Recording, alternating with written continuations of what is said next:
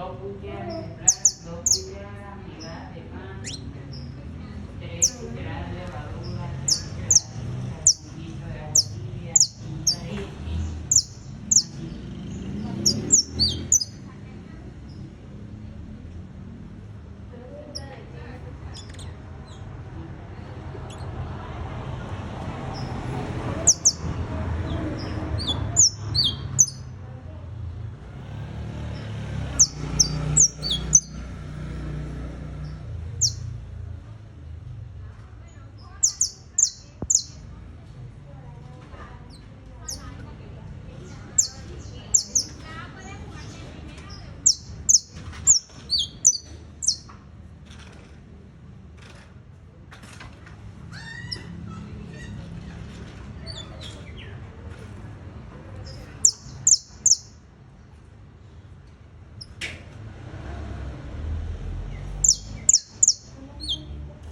este es en grupo, pero